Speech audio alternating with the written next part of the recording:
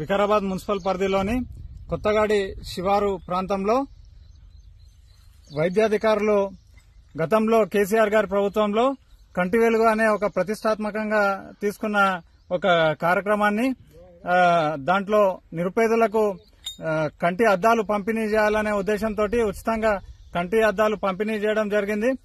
దాంట్లో భాగంగా అందులో మిగిలినవి సరిగా పంచనివి వైద్యాధికారులు ప్రభుత్వ ధనాన్ని వృధా చేస్తూ ఈరోజు ఇక్కడ మున్సిపల్ ప్రాంతంలోని ఈ చెత్త కుప్పలో పడేయడం మనం చూస్తా ఉన్నాం. ఇంత దుర్మార్గమైన చర్యకు పాల్పడ్డ వైద్యాధికారుల పైన జిల్లా కలెక్టర్ చర్య తీసుకోవాలి. అదేవిధంగా ఈ రేవంత్ రెడ్డి ప్రభుత్వంలో ప్రజాధనాన్ని ఎలా వృధా చేస్తున్నారనేది మనం దీన్ని చూసి గమనించవచ్చు. కాబట్టి వెంటనే జిల్లా కలెక్టర్ గారు సంబంధిత అధికారులపైన చర్య తీసుకోవాలని డిమాండ్ చేస్తా ఉన్నాం.